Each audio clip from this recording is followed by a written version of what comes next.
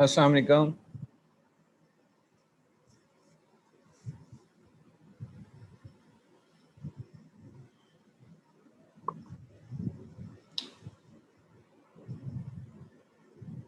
Shashi, am I audible please? आवाज आ रही है सबको?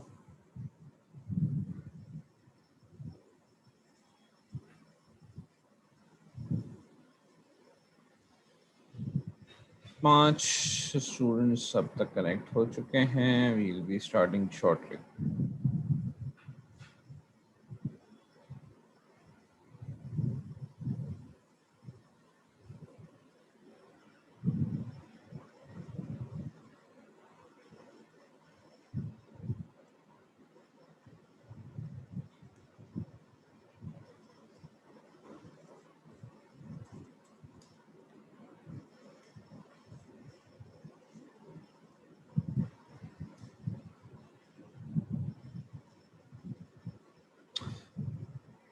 स्लाइड्स आप लोगों को नजर आ रही?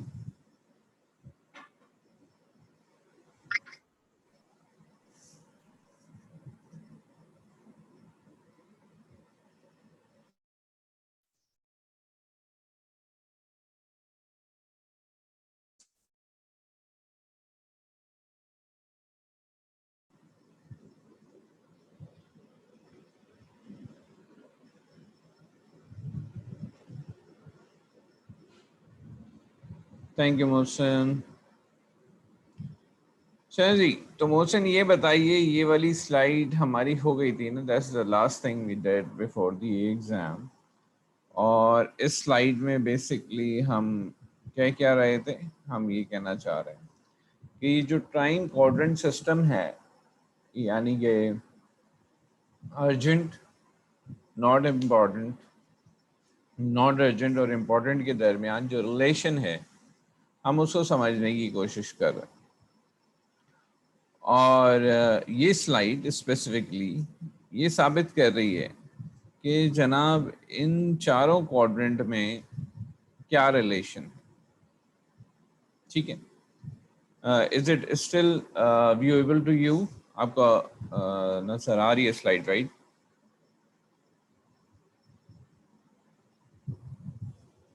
Thank you Mohsin. अच्छा, तो ये जो हमें नज़र आ रही है, इसमें हमें ये नज़र पता ये चल रहा है कि इसमें सबसे प्रोडक्टिव रीजन कौन सा है? हम सबको पता है वो Q2 है।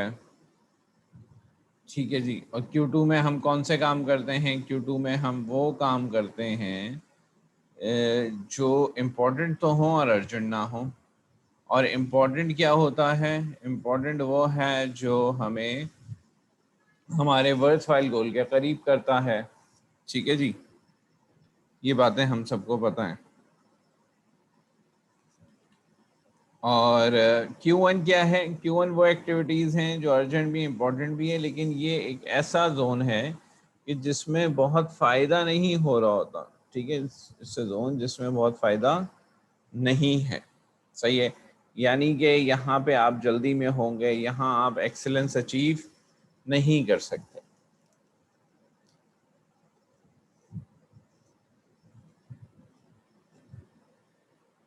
एज कंपेयर्ड,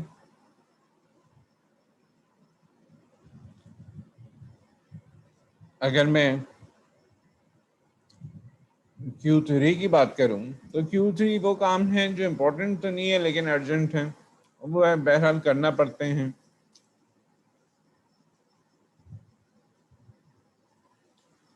लेकिन चौथा जो रीजन है जो कि नॉट इम्पोर्टेंट नॉट अर्जेंट का है, उसमें तो हमने कहा था access of everything is Q4। तो हमें हर वक्त ऐसा लगता है कि हम Q2 में जिंदगी तो गुजारना चाहते हैं, लेकिन Q2 में टाइम कम है।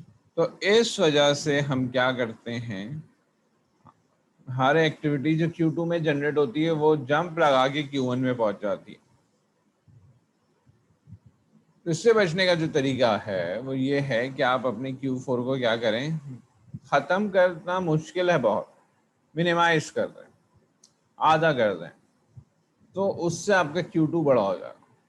अब आप जो एक्टिविटीज़ Q2 में जनरेट होंगी उन्हें Q2 में एड्रेस कर पाएंगे, और जब Q2 में आप उन्हें एड्रेस कर पाएंगे तो इस वजह से क्या होगा कि जो एक्टिविटीज़ एड्रेस नहीं होती थी और वो Q1 में जंप कर लेती थी, अब वो Q1 में जंप नहीं करेंगी, तो आपका Q1 में जो एक्टिविटीज़ हैं वो कम जाएंगी, ऑटोमेटिकली आपका Q1 भी कम हो जाएगा।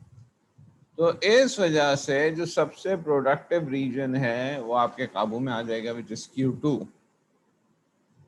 और इसी वजह से गोल्डन रूल ये कहता है कि how can we convert our Q2s into time restricted Q2s। यानी कि हमें पता है ये Q2 एक्टिविटी है, लेकिन अब हमें क्या पता होना चाहिए, इस Q2 एक्टिविटी का एग्जैक्ट टाइम कब होगा।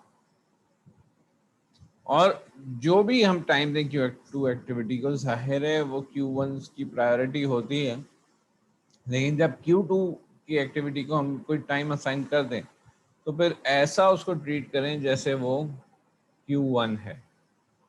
उसको कैसा ट्रीट करें, ऐसे इट इज Q1। यहां तक बात समझ में आ रही है?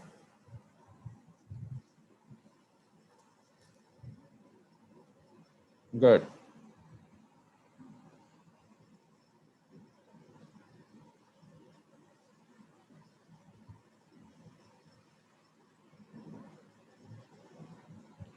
ये हमने एक छोटी सी एग्जांपल भी की थी, और यहाँ पे हमारी स्लाइड ये वाली खत्म हो गई थी।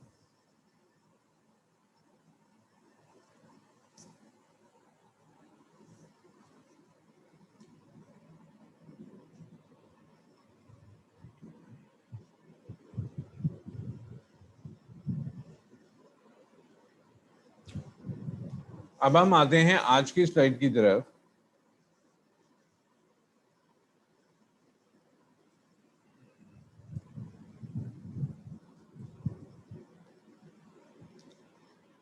हमें पता है जो फ्रेमवर्क हम पढ़ रहे हैं उसका नाम winning recipe of A productive life है, और उसकी ये शक्ल है। अब तक जो हमने किया है वो कॉन्कर द सेल्फ किया है, इसमें हमने वेयर टू गो कर लिया और व्हाट टू डू कर लिया। अब हम बढ़ रहे हैं कॉन्कर द वर्ल्ड की तरफ। कॉन्कर द वर्ल्ड में हम करने जा रहे हैं how to win relationships and how to rise from failure. ठीक है जी, एक हिस्सा कोर्स का ऑलमोस्ट खत्म हो गया, अब हम दूसरे हिस्से की तरफ बढ़ रहे हैं। ठीक है जी,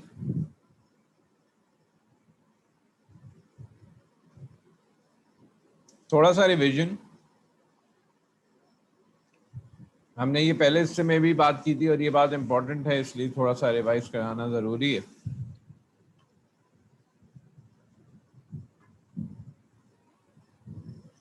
कि पैराडाइम क्या होता है? पैराडाइम वो होता है हमारी अपब्रिंगिंग।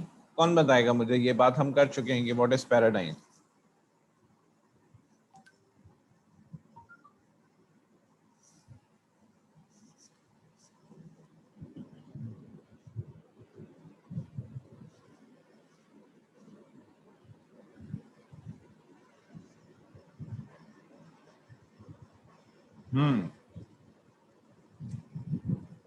सही बताया किसी हद तक।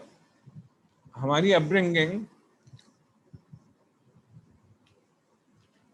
हमारे ऊपर, हमारा स्कूल, हमारा कॉलेज, हमारे घर के हालात, ये सब मिलके हमारे ऊपर ऐसे कांटेक्ट लेंस लगाते हैं, ठीक है, जिससे हमारा एक नेचर तय होती है। यानी कि ये वो तरीका होगा जैसे how we see the world, how we see others, how we see ourself, ये सब क्या कहलाएगा? हमारा पर्सपेक्टिव होगा अपने मुतालिक, दुनिया के मुतालिक, दूसरों के मुतालिक। एक आदमी होगा वो अपने आप को भी गलत समझता है, दुनिया को भी गलत समझता है, सबको गलत समझता है। जबकि एक और आदमी होगा वो अपने आप को भी सही समझता है, दूसरों को भी सही समझता है, दुनिया को भी सही समझता है। तो ये जो पॉजिटिविटी का एंगल है, ठीक है, ये उसके उस पर रहेगा, तरफ चलेगा। ठीक है, यहाँ तक बात समझ में आ रही? यानी कि ये जनरल पैराडाइम्स भी हो सकते हैं। हाँ, आप मैं पूछूंगे इस वक्त जो लोग क्लास में हैं उनमें से कितने लोगों को आउटफील्ड एक्टिविटीज पसंद है, तो कुछ बोलेंगे हमें पसंद है, कुछ बोलेंगे नहीं। तो this is their paradigm about themselves, है ना।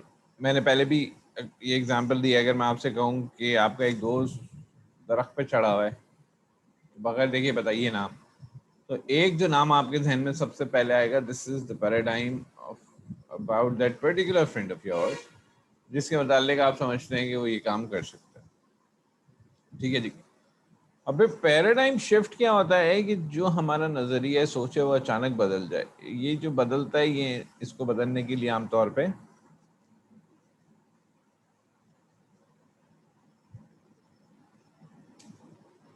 कोई मोमेंट ऑफ सॉरो होगा, कोई मोमेंट ऑफ सरप्राइज हो, ये उस पे बदलता है।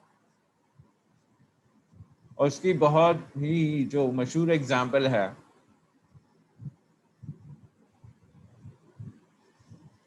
और जो किताब में भी मौजूद है,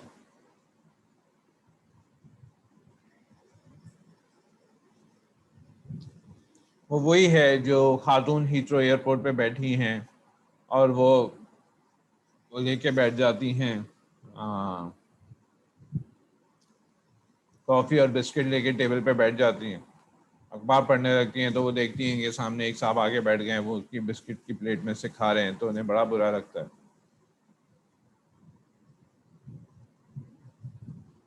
तो इसी तरह होता रहता है कि एक बिस्किट की प्लेट वो खाती हैं, एक ये खाते हैं, एक बिस्किट करके आखिर में एक बिस्किट रह जाता है, और साहब उस बिस्किट को तोड़ के नफासत से आधा खा लेते हैं और आधा तोड़ के चले जाता है। ये साहब को बहुत बुरा समझती हैं, लेकिन जब इनकी फ्लाइट अनाउंस होती है और वो उठती हैं, तो इन्हें नजर आता है कि इनका बिस्किट जो है वो इनके पर्स में मौजूद है, और एक्चुअली ये उनकी प्लेट से नहीं खा रही थी, बल्कि वो इनकी प्लेट से खा रहा था। सही, अदर वे अराउंड हो गया कि ये खुद उनकी प्लेट से खा रही थी। तो अब वो जब जो ख्याल उन साहब के मुतालिक समझती हैं, या जो पॉइंट ऑफ व्यू उनका बनता है उन साहब के, वो बिल्कुल बदल जाता है। समझ आ रही है जी बात? हम पहले भी ये कर सकते हैं, कहने कर चुके हैं, कहना get a yes. Yes sir. तो पैराडाइम का बनना ऑटो होता है, आमतौर पे ऑटोमेटिकली बन रहा होता है। बहुत कम ऐसा होगा कि किसी ने जानबूझ के कोई पैराडाइम बना, लेकिन एक नेगेटिव पैराडाइम जो बन जाए उसको बदलना बहुत जरूरी है, क्योंकि अदरवाइज जिंदगी बहुत मुश्किल में गुजरती है। ठीक है, सर गलत फहमी से मतलब गलत फहमी हो जाती सर एक तरह की है। हाँ, अपने मुतालिक भी ना। Yes sir. और गलत फहमी जो है वो तो एक किसी छोटी सी बात पे हो सकती है ना? लेकिन अगर बिलीव्स ही बदल जाएं, तो वो तो आपकी पूरी जिंदगी को बदल सकते हैं। ठीक है, यस सर आपकी ये तो। पूरी जिंदगी जी। का महवर बदल सकते हैं। तो जी बैठा हो, सर। हमने रोल्स कर लिए थे, ये हमने कर लिए थे ना, मदर फादर और उसका रोल। अब ये हमने पहले तो कर लिए थे, लेकिन एक नजर दोबारा देख लें। मैंडेटेड रोल्स वो रोल्स हैं जो हमारी साउंड आइडियोलॉजी ड्रॉप करना अलाउ ना करे, ठीक है जी। और इलेक्टेड रोल्स वो रोल्स हैं जो हम अलाउ कर सकें, यानी जो हमने चूज किए हों। ये भी पिछले क्लास की डिस्कशन है इस दफा आनी। फिर हमने ये देख लिया ना, और first thing first, Q1 Q2 Q3 Q4 हमने ये देख लिया, बिल्कुल ठीक है। Yes sir. तो Q1 का दूसरा नाम जो किताब कहती है वो क्या है? प्रोक्रेस्टिनेटर। प्रोक्रेस्टिनेटर वही जो ठंड प्रोग्राम, आखिर तक कुछ नहीं करना, जब सर पे आ जाए तो शोर मचाना, और जैसा तैसा करके काम को बस निपटा दे। प्रोक्रेस्टिनेटर वो होता है जो इस तरफ नहीं जाता कि एक्सीलेंस क्या है, और दयानतदारी से अपनी पूरी मेहनत करके जो काम दिया है वो पूरा करो। It's not like that. Procrastinator आखिर वक्त तक काम को लिंगर अपॉन करता है, और आखिर में कहता है मेरे पास तो टाइम नहीं, हो जैसे जैसे निपटा देता है। This is a typical procrastinator. Prioritiser वो है जो जिंदगी में प्रायोरिटाइज करता है चीज़ों को, इम्पोर्टेंट को वक्त देता है और जितनी जल्दी हो सके इम्पोर्टेंस देता है।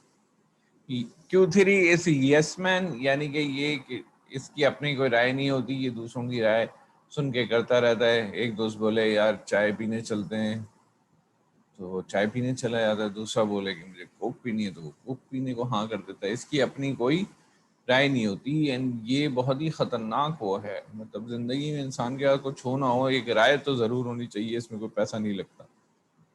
और इसका राय होने का मतलब ये नहीं है कि आप अपने पॉइंट ऑफ व्यू को फोर्स करें।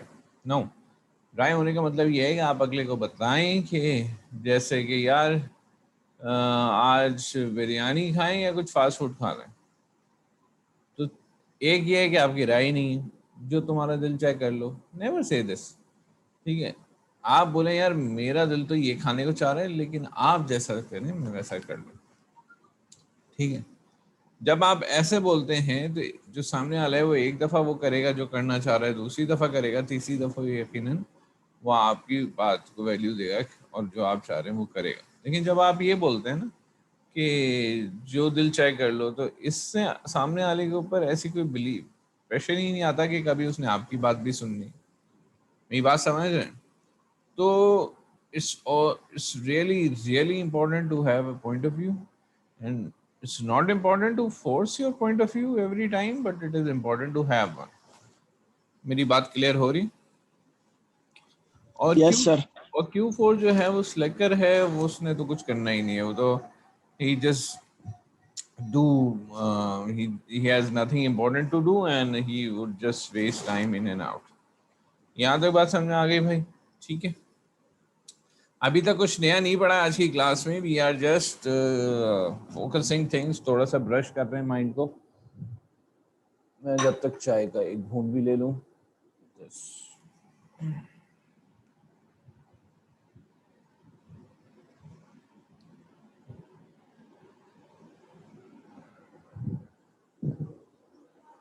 ओके, आगे बढ़ते हैं जनाब।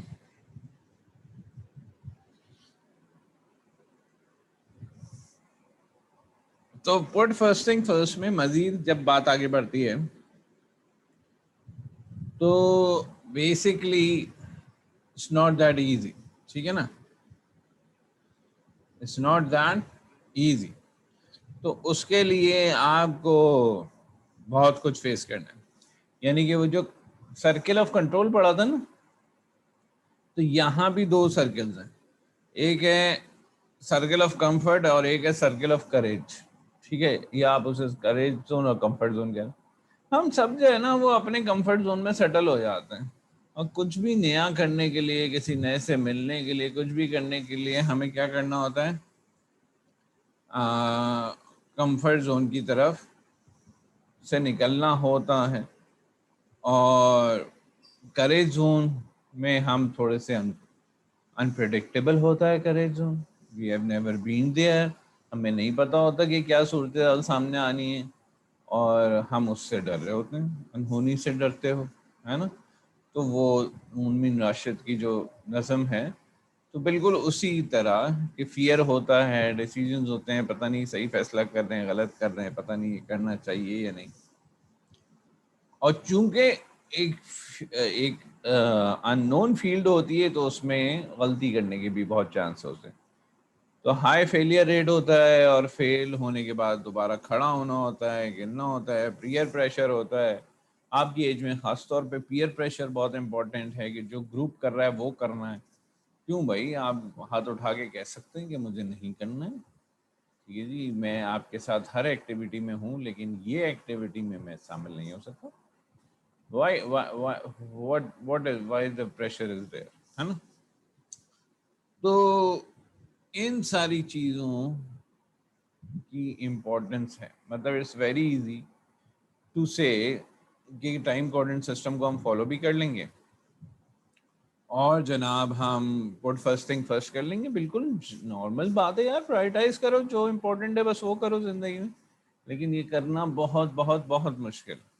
क्यों मुश्किल है? बिकॉज ऑफ दीज थिंग्स, कि जनाब बहुत दफ़ा जो फर्स्ट थिंग है वो क्या है, वो आपके उससे हटके होती है, उस पर आपके कंफर्ट जोन से बाहर होती हैं, आपको फियर होता है फेलियर का, डिस्कम्फर्ट होता है, और उसके साथ पीयर प्रेशर आपको उस तरफ बढ़ने नहीं दे रहा होता है। तो ये सारी चीज़ें मिलके make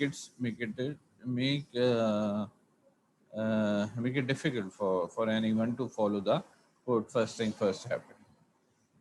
Can I get a yes please? तो ये एक जनरल अंडरस्टैंडिंग है इस एरिया की, और उसके बाद अब हम इस तरफ बढ़ते हैं जो कि थर्ड एरिया है, which is how to won relationship. तो आपको याद होगा जिस वक्त हमने कॉन्कर योरसेल्फ किया था, तो उस वक्त भी हमने पढ़ा था कि हम अपने अंदर डिपॉजिट करते हैं और फिर हमारे ही अंदर से विड्रॉल होते हैं। ठीक है जी। अच्छा जी, सबसे पहले अब मैं अटेंडेंस लगा दूं क्योंकि मज़ीद लोग आ गए हैं और 9:11 हो।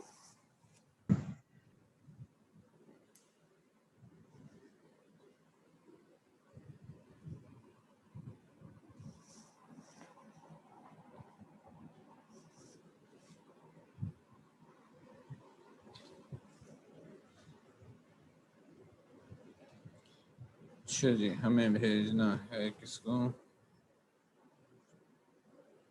सीआर साहब मौजूद हैं?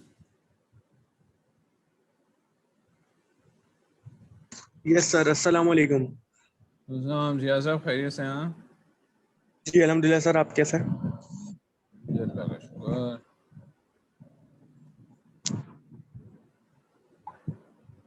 अच्छा जी, सबका पेपर अच्छा हो गया था? यस सर, पेपर तो अच्छा हो गया था। Yes sir.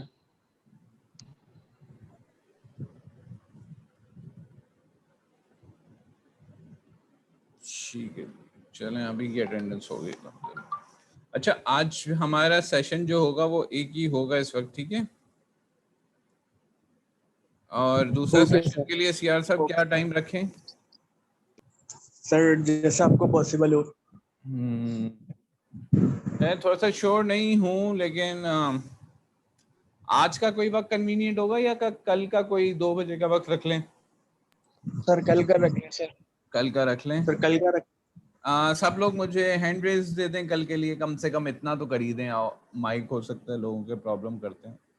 Can I get a hand raise everyone please for tomorrow class around 3 PM या 2 PM?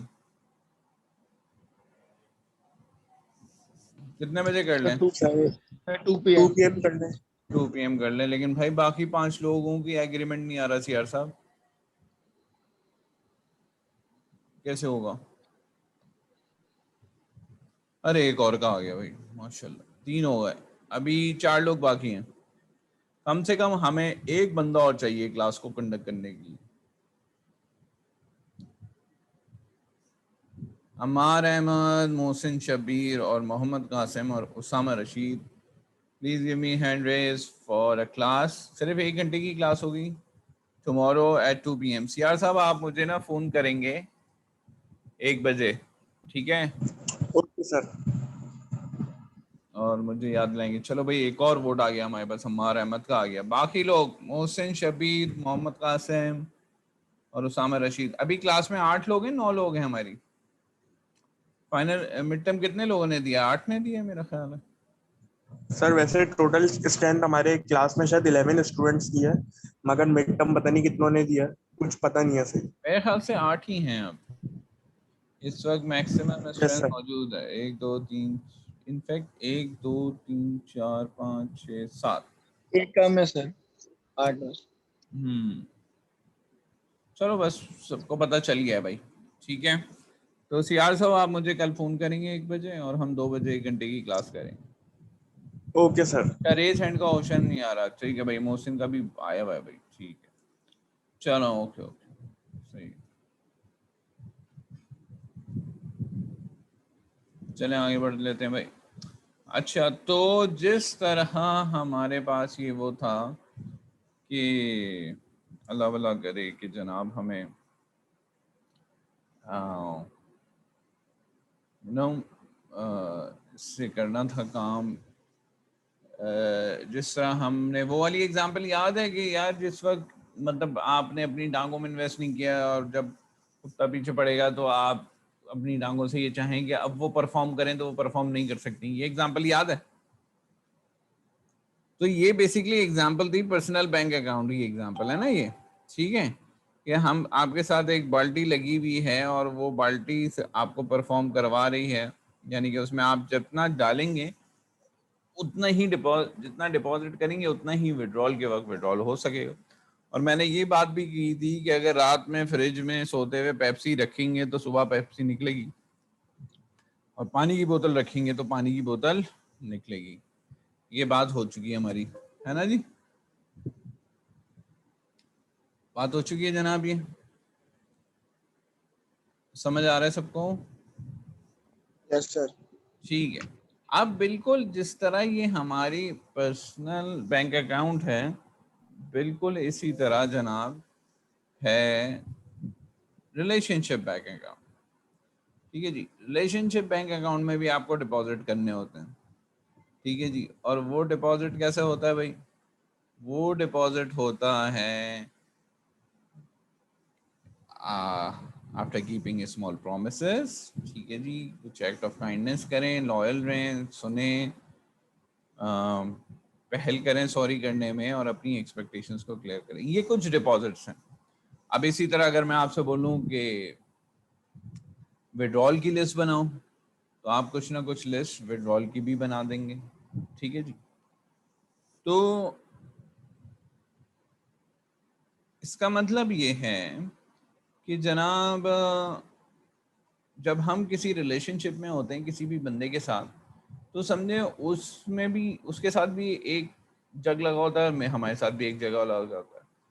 हम उस जग में पानी डालते हैं, वो हमारे जग में पानी डालता है, और इसका वक्त इसका रीज़न ही होता है कि व्हेन रिक्वायर्ड हम क्या कर सकें, उसको उस डिपॉजिट को क्या कर सकें, इस्तेमाल कर सकें। तो अब आप बोलेंगे कि ये तो बड़ी सेल्फिश बात है, तो जनाब है तो ऐसे ही। यानी कि बिल्कुल ऐसी बात है कि आप जो हैं वो अपने बैंक अकाउंट में जितना डिपॉजिट करेंगे उतने ही एटीएम से विड्रॉ कर सकते हैं, है ना? या आपके अकाउंट में कोई और डिपॉजिट कर दे तो आप विड्रॉ करके कितने खुश होंगे कि यार ये इतना मेरा दोस्त है पक्का, यार देख इसने पैसे दिए। तो बिल्कुल इसी तरह रिलेशनशिप हैं। तो रिलेशनशिप में भी डिपॉजिट्स होते हैं और विड्रॉल्स होते हैं। आपने कोई वादा तोड़ दिया, आपने किसी को बैक बाइट किया, आप किसी की हेल्प कर सकते थे, नहीं की, तो ये सब क्या है? ये रिलेशनशिप के विड्रॉल्स हैं। और बाकी जो आपको स्क्रीन पे नज़र आ रहे हैं ये सब क्या हैं? डिपॉजिट्स हैं। अब इन्हीं चीज़ों को बेस बना के हम क्या बना सकते हैं? हम एक कार्टेशियन प्रोडक्ट निकाल सकते हैं। तो ये प्रोडक्ट ये दिखाता है कि मेरी सोच ये हो कि मैं जीतूं और सब जीतें, और मेरी सोच ये हो कि मैं जीतूं और दूसरा हारे, और मेरी सोच हो कि मैं हारूं दूसरा जीते, या मैं भी हारूं सब हारे। जिंदगी के मुख्तलिफ दौर में हम सब ने ये वाली चारों फीलिंग्स कभी ना कभी एक्सपीरियंस की। ठीक है जी। अब अगर आपसे पूछे इसमें सबसे बेहतर कौन सा है, तो आप सब लोग यूनानिमसली बोलेंगे कि जी I win and you win, मैं भी जीतूं और आप भी जीतें। लेकिन आमतौर पे ऐसा करना बहुत मुश्किल हो रहा होता है। ठीक है, it requires a lot of courage to see someone succeeding. ठीक है जी। वो कौन सी मूवी थी, उसमें वो कहता है ना कि दोस्त बहुत अच्छा होता है लेकिन अगर आप फेल हो जाओ दोस्त पास हो जाए तो ज्यादा बुरा लगता है। फेल होना बुरा लगता है, लेकिन अगर आप फेल हो जाए और दोस्त पास हो जाए तो ज्यादा बुरा लगता है। Three idiot, right? तो बिल्कुल यही वाली बात है। तो हम बोलते तो हैं कि हाँ जी win win relationship, win win relationship, लेकिन असल में हम ये कहते हैं कि पहले मैं विन कर लूं, फिर कोई विन करे या ना करे इस पे बात होगी।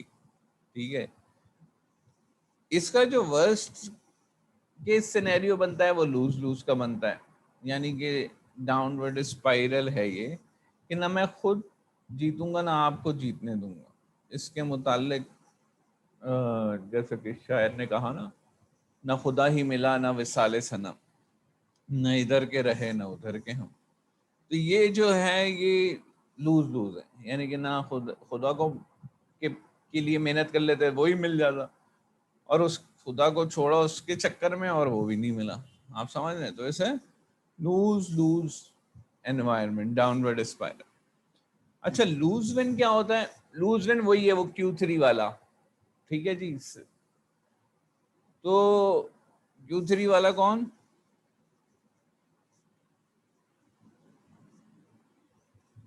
अच्छा भाई, मोहम्मद साद कह रहे हैं लाइट गई हुई है, जब ही देर से ज्वाइन किया है। मोहम्मद साद अपनी आईडी बताइए।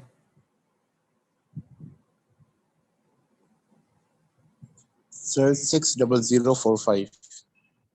भाई देखो, अगर अटेंडेंस लगी नहीं होगी तो हम लगा देते हैं। मोहम्मद साद,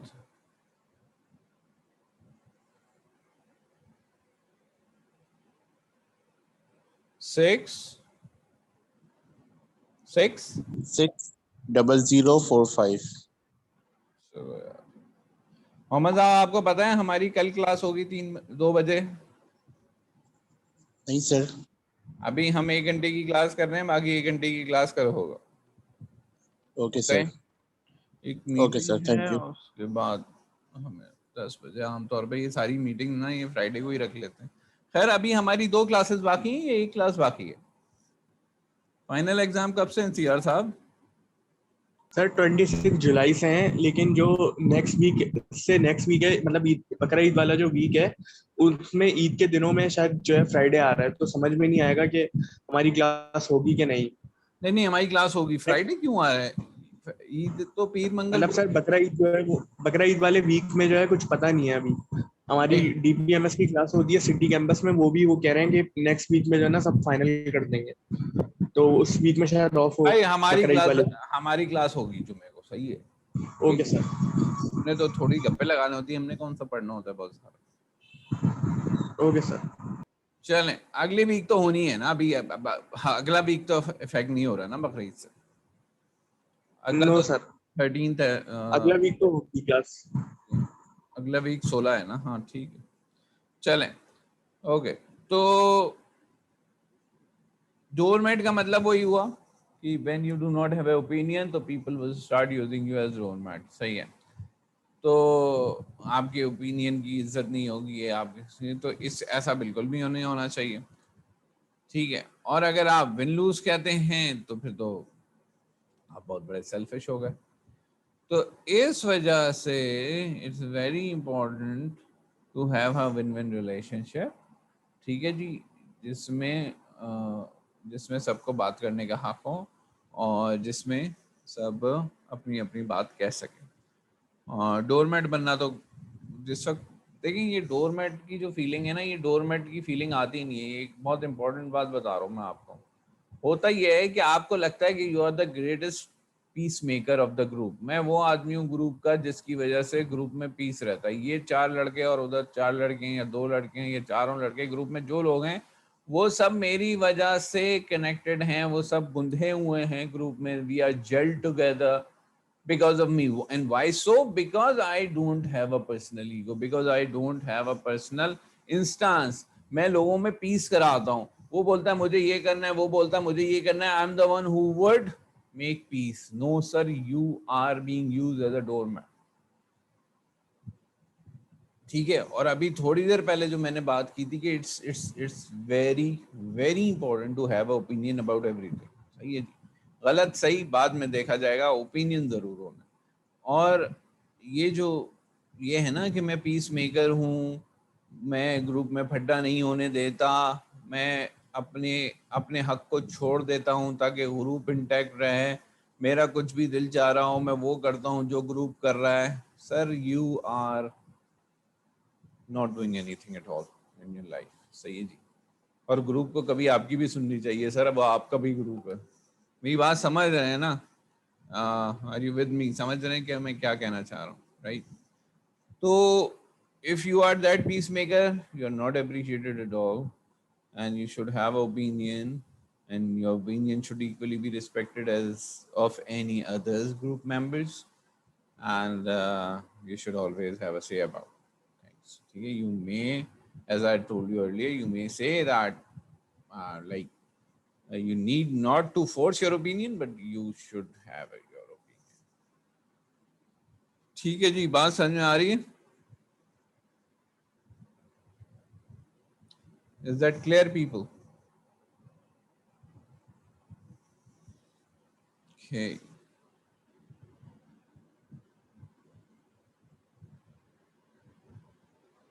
अच्छा, आप विन विन कैसे हो पाए यार? एक विन विन जो है ना, फलसफियाना तौर पे ये एक बड़ी ना अचीव होने वाली चीज है भाई। एक आदमी के पास साइकिल है, एक के पास लैम्बोर्गिनी है। जो साइकिल वाला है वही, उसको ये लग रहा है कि मेरे पास साइकिल है इस वजह से क्योंकि ये सारी रिसोर्सेज ले गया। अगर ये कम से कम सिविक पे भी राजी हो जाता तो एक सिविक मेरे पास भी हो ही जाती। लेकिन चूंकि इसको लैम्बोर्गिनी चाहिए थी, इस वजह से अपने पास तो सिविक होने का भी नहीं बचा और साइकिल पे आ गए। ये जो फीलिंग है, ये एक बेसिक कॉन्सेप्ट के खिलाफ है जिसके तहत ये दुनिया चलती है। लेकिन 99% लोग दुनिया में इसी तरह सोच रहे हैं कि I am not getting things because someone else is getting my share. भाई को ऐसा लग रहा है कि दूसरे भाई ने ज्यादा ले लिया इसलिए उसके पास शर्ट नहीं है, उसके पास दो आ गई है इसलिए मेरे पास रह गया, उसके पास गाड़ी आ गई इसलिए मेरे पास नहीं है। आप समझ रहे? हम सबको ऐसा लग रहा है कि डिस्कनेक्टेड कराची वालों को नौकरी नहीं मिल रही क्योंकि बाकी सबको नौकरी मिल गई है। और ये फलसफा जो है ये बेसिक उस उस बेसिक इंस्टांस के खिलाफ है जिसके तहत ये दुनिया बनी। ठीक है जी। अब मैं आपको इसकी एग्जांपल देता हूँ। भाई फर्ज कीजिए आप 4 लोग गए बारबेक्यू टू नाइट पे खाना खाने, और आपने मंगा दिए, कोई टाइगर प्रॉन मंगा लिए, पता नहीं 1800 रुपए के 4 प्रॉन। ठीक है, एक एक सबने खा लिया। अब एक एक जिस वक्त खा रहे हैं ना सब, उस वक्त तीनों के जहन में ये है कि यार ये चौथा कौन खाएगा? क्योंकि भाई सबकी इन्वेस्टमेंट हुई हुई है ना उस पे, सबने मिलकर पैसे देने। एम आई राइट और रॉन्ग?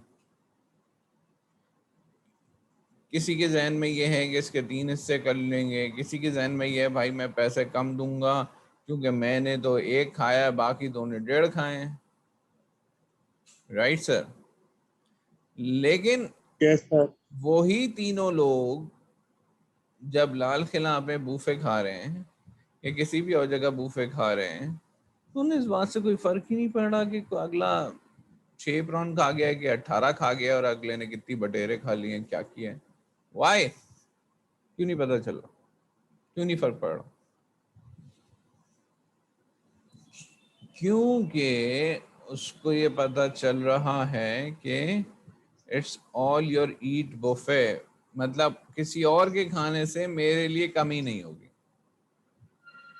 लेकिन दूसरे वाले, पहले वाले केस में उसको ऐसा लग रहा है कि किसी और के खाने से मेरे खाने में कमी होगी। बात समझ में आई?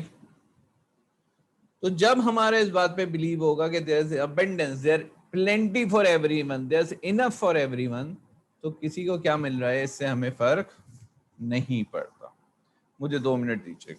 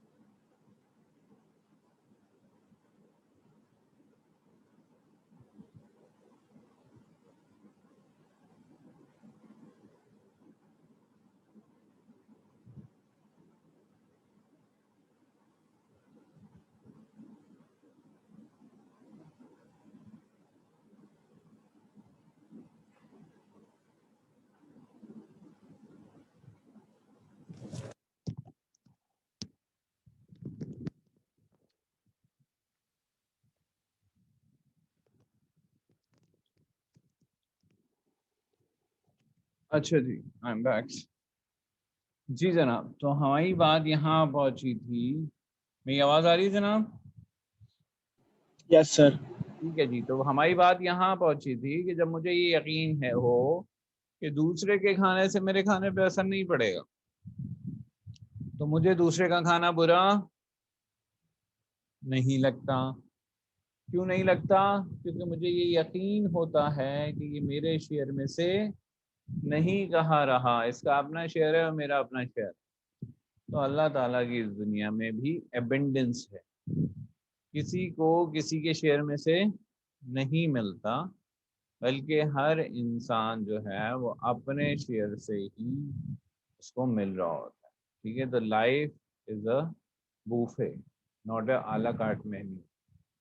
बात समझ में आ रही है? ठीक है जी। Yes sir. और दूसरी बात ये है कि भाई सबसे पहले तो आपके अंदर वो 3 हैबिट्स पूरी तरह अगर चली गई हैं तो ही चौथी हैबिट जा सकती है, यानी कि आपने अपने आप को कॉन्कर किया है तो ये बात समझ आएगी, वरना आप कंपेयर और कॉम्पीट ही करते रहेंगे। उसके पास ऐसी गाड़ी, मेरे पास ऐसी, उसके पास ऐसी बाइक, मेरे पास ऐसी, उसके पास ऐसा साउंड सिस्टम, मेरे पास ऐसा।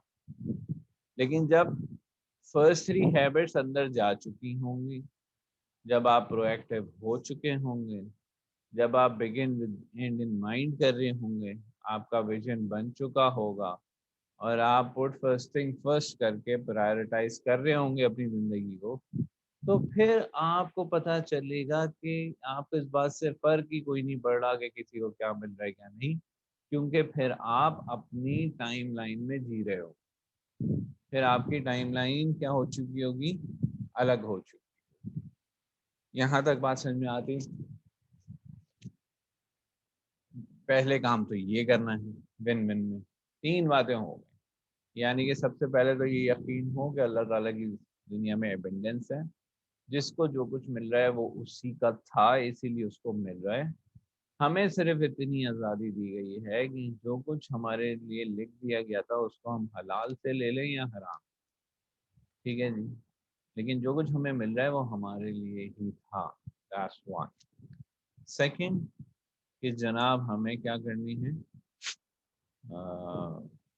वो जो फर्स्ट तीनों हैबिट्स हैं उनको हमारे अंदर डाली जाएं वो। ठीक है। और तीसरी चीज ये है कि हम कंपीट और कंपेयर करने से बाज आ जाए। ठीक है। अच्छा, कंपटीशन तो चलें फिर भी पॉजिटिव किसी न किसी पैराए में हो सकता है, although most of the time it is negative, लेकिन बहरहाल आप कह सकते हैं कि there can be a fair competition. ठीक, लेकिन कंपैरिजन तो हमेशा ही गलत है। दो सिबलिंग्स का कंपैरिजन, क्लास के दो लोगों का कंपैरिजन, दो भाइयों का कंपैरिजन, दो बहनों का कंपैरिजन, दो दो रिलेशनशिप में मौजूद दो कपल्स का आपस में कंपैरिजन। ठीक है, तो ये अम्मा अब्बा का आपस में कंपैरिजन, हाँ अम्मा अच्छी है अब्बा तो सुनते ही नहीं, ये ये हो नहीं सकता। अच्छा, इसके ना होने की वजह वो फेमस अंग्रेजी का प्रोवर्ब है कि you can not compare apples with orange. और दुनिया में हर इंसान चूंकि अलग है, तो इस वजह से वो जो कंपैरिजन बनता है वो एप्पल एप्पल का नहीं बनता, वो एप्पल टू ऑरेंज का बनता, and which is not right, है ना। तो इस वजह से कंपैरिजन प्रोडक्टिव नहीं है, कंपैरिजन सुकून नहीं देता, कंपैरिजन सिर्फ डार्क साइड को सामने लाता है, फेयर साइड को सामने ही नहीं लाता। तो इस वजह से विन विन एटीट्यूड अपनाने के लिए आपको कंपैरिजन से अपने आप को बालाकार रखना होगा। ठीक है, ना अपने से ऊपर वालों से कंपैरिजन, ना अपने से नीचे वालों से कंपैरिजन। ठीक है जी। और आप कितने भी ऊपर हो कोई आपसे ऊपर होगा, और आप कितने ही नीचे हो कोई आपसे नीचे होगा। तो इसलिए कंपैरिजन जो है वो आपको कोई सही एनालिसिस दे ही नहीं सकता। ठीक है, and that's why it is really important not to fall for this trap. तो भाई विन विन एटीट्यूड आने के लिए तीन चीजें हो गई। पहले तो हमें अबेंडेंस की फिलॉसफी क्लियर हो जाए, फिर हमारी प्राइवेट विक्ट्री हो चुकी हो, यानी कि हमने अपने आप को कॉन्कर कर लिया, और फिर हम कंपैरिजन और कंपटीशन से बाहर आ गए। ठीक है जी, ये बात क्लियर हो गई? Can I get a yes for this? Thank you. अच्छा जी, ये जैसा कि हमने कहा कि जब आप किसी रिलेशनशिप में होंगे तो आपको विन विन सोचना है। मुझे ये, और जाहिर है आप जब डिपॉजिट नहीं करेंगे किसी रिलेशनशिप में तो वहां से विड्रॉल नहीं आएगा। तो दुनिया में क्या कोई ऐसा रिलेशन है, ऐसा भी है कि जिसमें डिपॉजिट के बगैर विड्रॉल आता हो? ये बहुत। Yes sir. तो वो कौन सा रिलेशन है भाई? पेरेंट्स का सर। हाँ, सिर्फ पेरेंट्स का ही है बॉस, समझ रहे हो? Yes sir. और कोई नहीं। ठीक है जी, और कोई नहीं। और दूसरा, अगर पेरेंट्स के अलावा कोई ऐसा रिलेशन है, वो बंदे का अपने रब से रिलेशन। ठीक है, यस सर। और रब को रब मान लिया तो जिंदगी इतनी खूबसूरत हो जाती है और इतनी आसान हो जाती है कि ना पूछें। लेकिन रब को रब मानने में सिर्फ ये नहीं मानना होगा कि मालिक तू ही देने वाला है, बल्कि उसके काम को भी मानना होगा, है ना, कि यू आर द क्रिएटर, है ना। बात समझ में आ रही है? यस। अब देखो ये यस सर। एक ऐसा, यानी कि मेरा एमबीए है आई, और मेरा फाइनेंस में मेजर्स रहा जब मैं आईबीए पढ़ रहा था। तो हमारे जितने फाइनेंस के प्रोफेसर थे वो हमेशा एक ऐसे अकाउंट की बात करते थे जिसको बोलते थे वो ओवरड्राफ्ट अकाउंट। ओवरड्राफ्ट अकाउंट, और वो एग्जाम्पल फिर ले दे के अल्लाह ताला पे ही आती थी कि जनाब एक ऐसा अकाउंट जिसमें से मैंने अभी कुछ डिपॉजिट नहीं किया है, लेकिन मुझे एक लिमिट दे दी। आज मुख्तलिफ उस प्रोडक्ट के नाम आजकल रख दिए गए हैं। यूबीएल उसको कैश लाइन बोलता है, यानी कि जनाब मैंने यूबीएल से अगर कैश लाइन ले ली तो वो मेरे अकाउंट में ही 2 लाख रुपए डाल देगा, या 5 लाख या 10 लाख, जितने की भी ली। हालांकि मैंने नहीं डिपॉजिट की, और मैं उसमें से जितना यूज करूंगा उसका मैं उस पर इंटरेस्ट दे दूंगा। तो ये अकाउंट हो गया ओवरड्राफ्ट, कि without depositing I will be able to withdraw. अब हम देखें कि with our relation with the parents हमारे कितने डिपॉजिट होते हैं, और जितना हम विड्रॉ कर रहे हैं क्या वो डिपॉजिट के बराबर है?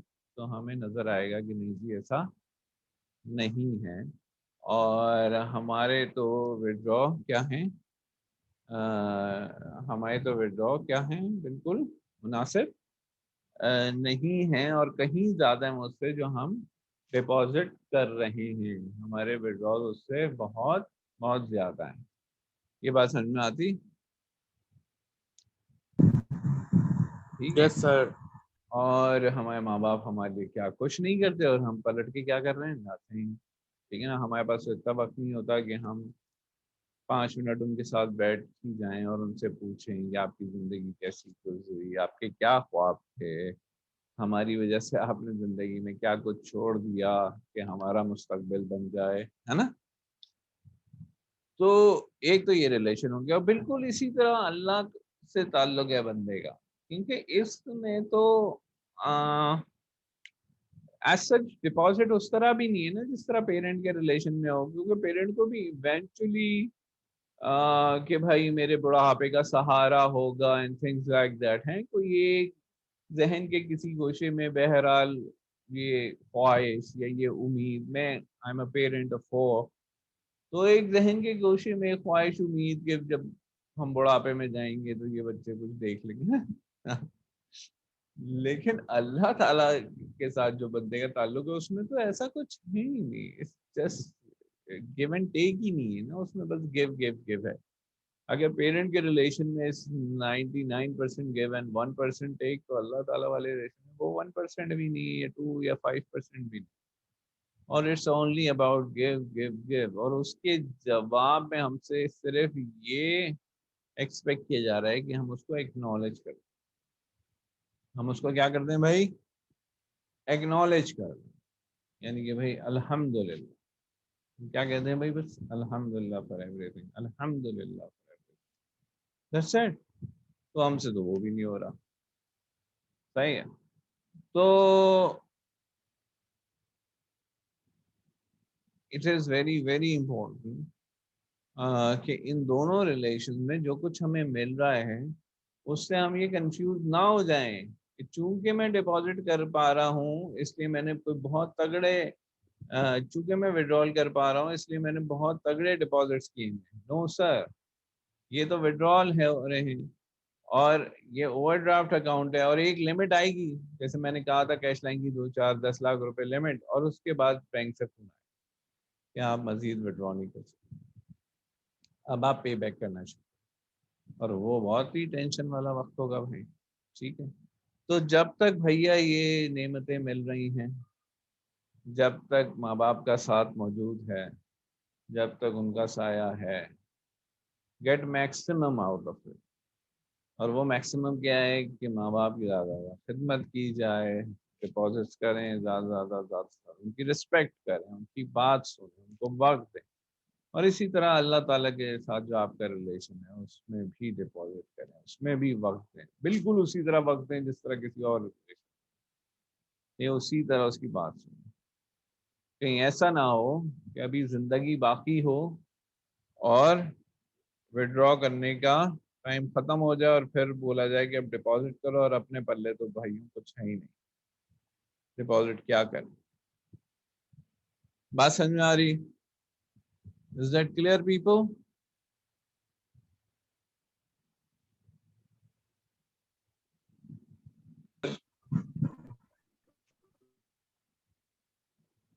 ठीक है जनाब। अच्छा, अब ये हमने फिफ्थ हैबिट कर ली, और सिक्स हैबिट जो है वो फिर हम इंशाल्लाह करेंगे कल। ठीक है जी, और कल इसी से ना फिफ्थ हैबिट का टेस्ट भी होगा, फोर्थ हैबिट का क्विज भी होगा। ठीक है जी, ओके सर। किताब में सर आपको हमने पूछना था कि ठीक है ये सर मैंने पूछना था कि हमारे जो सेशनल मार्क्स होंगे वो मिड टर्म क्विज और असाइनमेंट्स नहीं होंगे? जी बिल्कुल बिल्कुल। वो है ना, हम एक इसमें प्रोजेक्ट नहीं कर रहे हैं ना समर की वजह से, ओके सर। तो हम बस क्विज असाइनमेंट, और असाइनमेंट भी आपके अब तक कितने हो चुके हैं इस पे भी हम गुफ्तगू कर लेते हैं। कितने असाइनमेंट्स हो सर चुके हैं एक क्या? हुआ है, ये एक हुआ जो है सर अब जो तक। आपने विजन लिखा है ना, जी सर। एक असाइनमेंट और होगा, एक दो असाइनमेंट और होंगे, और हो सकता है उनमें से किसी चीज को हम प्रोजेक्ट का नाम भी दे दें, ऐसा कुछ कर लें। ठीक है जी, और फिर हम उससे आगे बढ़ सकते हैं इंशाल्लाह। जो किताब में अब पेज नंबर आपने बढ़ना है आगे, यानी कि आपने पब्लिक विक्ट्री पे आना है किताब में, और आपने थिंक विन विन को पढ़ना है। ठीक है जी, और अगली दो हैबिट्स पे हम बाद में शुरू करेंगे। Life is an all about you can avoid Buffett और वो। ठीक है, तो अब तक आप लोगों के तकरीबन 4 क्विज तो हो चुके हैं। यस सर, शायद 3 हुए हैं सर, या 4 हुए हैं। अच्छा, और असाइनमेंट एक हुआ है, तो हमें एक यस असाइनमेंट और सर। करना है। आमतौर पे हम ये जो पेपर हमने लिया था ये 25 मार्क्स का था ना, यस सर। तो फाइनल एग्जाम होगा आपका 40 मार्क्स का, तो that would make it 65, right? Yes sir. और कोई 15 नंबर के हमारे हो जाएंगे, या 20 नंबर के हम क्विज कर लेंगे, और 2 असाइनमेंट्स होंगे 10 10 नंबर के। ठीक है, बल्कि यस 15 ही सर। नंबर के कर लेंगे और 2 असाइनमेंट 10 10 नंबर के कर लेंगे। एक असाइनमेंट आपका हो चुका है, एक या दो असाइनमेंट्स आपको और करने होंगे। ठीक है, ओके सर। या हो सकता है हम जो है वो यानी कि हो सकता है कि हम 3 असाइनमेंट्स कर लें, 8 मार्क्स ईच का, और कुछ कर लें। ठीक है, तो दो असाइनमेंट्स मेरे जहन में हैं, एक मैं इंशाल्लाह कल दे दूंगा मेरा ख्याल है। ठीक है जी, और या आपको मैं एक असाइनमेंट दे देता हूँ, वो आप कल तक कर लेंगे, या आपको एक हफ्ता भर चाहिए होगा? मेरे ख्याल से एक हफ्ता चाहिए होगा ना, कल की डेडलाइन तो बहुत करीब हो जाएगी। Yes sir. ठीक है ठीक है। तो कल दे दीजिएगा। हाँ मुझे याद दिलाइएगा, कल एक असाइनमेंट दे देंगे और फिर कल ही तय कर लेंगे कि 2 या 3 असाइनमेंट्स क्या होंगे। एक तो मैंने आपको देनी है एक वीडियो, और बल्कि 2 और असाइनमेंट होंगे। एक वीडियो देनी है, उसको समराइज करना होगा, और एक एनिमेशन है 10-15 मिनट की, उसको उससे इम्पोर्टेंट पॉइंट्स निकालने होंगे। ठीक है, तो ये हम इस तरह करेंगे। बिल्कुल 5 हमारे क्विज़ेस को 5 पे रोक देंगे, लेकिन या 6 कर लेंगे, उसमें से बेस्ट 5 काउंट कर लेंगे, क्योंकि पहले क्विज में ना बहुत कम बच्चों की सबमिशन थी। तो ओके सर। कोशिश ये है कि ज्यादा से ज्यादा बच्चों के ज्यादा से ज्यादा मार्क्स आ जाएं, है ना भाई? ऐसा ही होना चाहिए ना। इंशाल्लाह सर। ठीक है जी, ठीक है, चलें, so let's call it a day. और फिर हम इंशाल्लाह, सीआर साहब आप मुझे कल कितने बजे फोन करेंगे? सर 1 बजे। 1 बजे। और हम कोशिश ये करेंगे कि हमारी क्लास 2 बजे से 3:30 के दरमियान we be able to wrap it up. सही है जी, सबने सुन लिया ना यार? मुझे सबने हैंड रेज नहीं दिया हुआ, ग्रुप पे भी लिख दीजिएगा सीआर साहब। यस सर, मैं अभी लिख देता हूँ। ठीक है जी, चलिए, take care people, take care. Okay.